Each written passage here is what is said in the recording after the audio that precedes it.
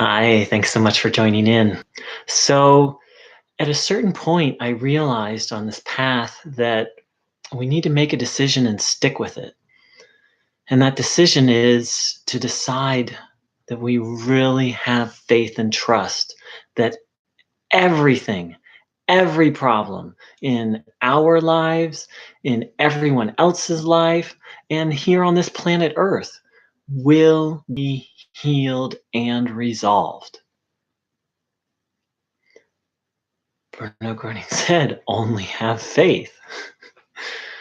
But it took me a long time to recognize that not only do we need to have faith that, oh, a specific thing is going to heal or a specific, but that's what total faith and total trust looks like, is to really make this decision, as Bruno Groening said, that the good will prevail.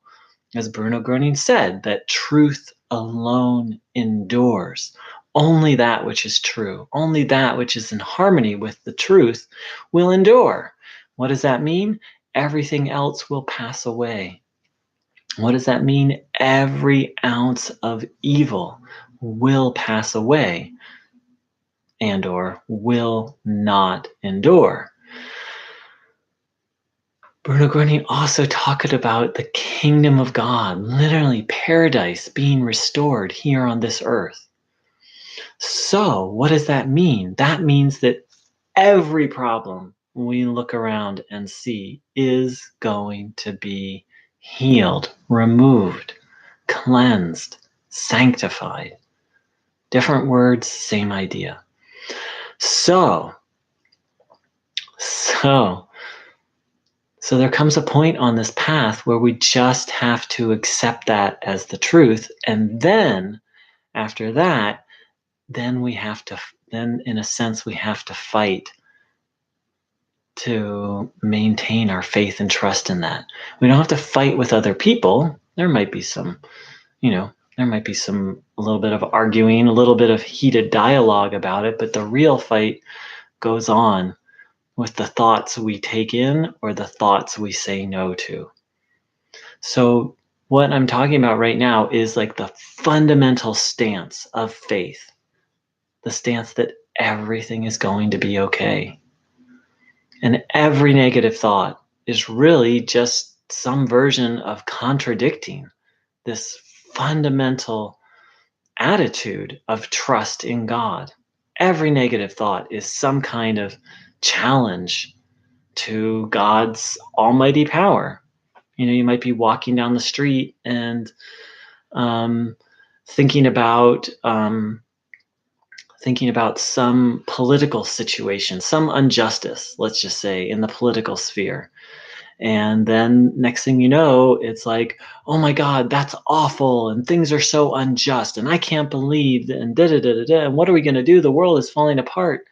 Every single one of those thoughts, as soon as they turn negative, it's one thing to just think about a fact, like, oh, this person did this and then this happened. But as soon as we get into that's unjust or the world's falling apart or, oh no, what are we going to do about this? We've taken in fear, we've said yes to evil, and we've said no to faith and trust. The way to meet that situation with faith and trust might be not that I'm not saying we're not going to be aware of problems in the world, but it's the way that we look at those things. For example, let's say we think of the same injustice, and it's like, okay, this political leader did this, and then this happened. And then instead of dropping into lack of faith, we can just affirm the truth and everything's going to be okay. And the state of the world is steered by God. Like, I don't like that happened. And we can tune in for the situation. We can pray for the situation. We can pray for guidance. How Bruno talked about being an instrument of God. Okay, what can I do to help this situation? That's what faith looks like. Fear looks like, oh no, this is so bad. Oh no. Some variation on things aren't going to be okay. So, so just because we make this decision doesn't mean that our faith is going to be, there won't be challenges to our faith. I haven't met anyone. I, if you're out there and you like never have a single negative thought and you just are in 100% faith always, like please contact me and teach me how to do that, because I'm not there yet and I haven't met anyone who has perfect faith. I think Bruno Groening was an example of near perfect faith. Um, so once we make that decision, then we have to stick with the decision. And I would say fight for that decision. Again, not fighting so much with other people, but fighting with evil. Here's a quote of Bruno Groening's about this. Let us lead our common fight against evil, for let us walk the path together that really leads all human beings to the good. So right there, Bruno talks about leading all human beings to the good. So what we're involved in here isn't just for our own liberation, salvation, freedom from evil. It's literally part of the fight.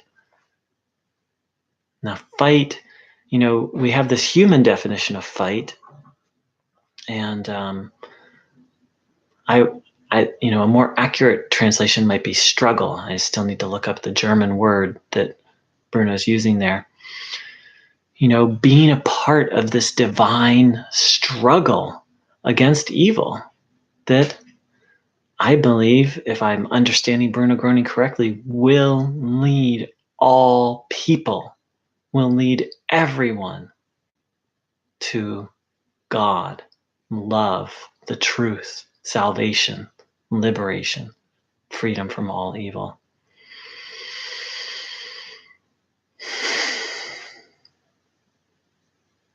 Bruno's not talking about picking fights with people or getting in combat with people. He's talking about our own struggle to free ourselves from evil and then to help others do the same. Thanks so much for joining in.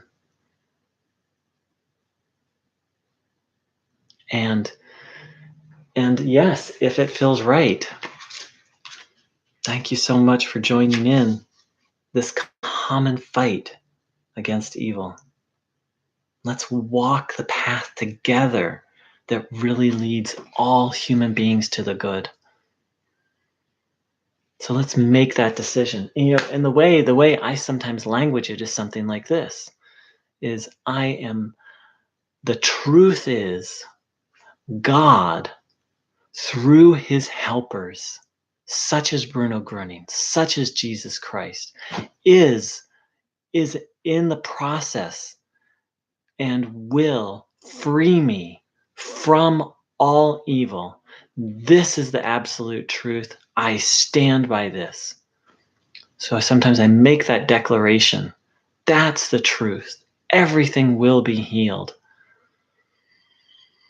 And recognize that any thought, any idea that contradicts that is a lie. And if it's a lie, it's not coming from God. And if it's not coming from God, it's coming from the evil one. And it isn't true, and it isn't worthy of my time, energy, and attention. And it will only take me one way, down into the depths of suffering. Thanks so much for joining in, angels. Let's fight. Let's fight the good fight, the true fight.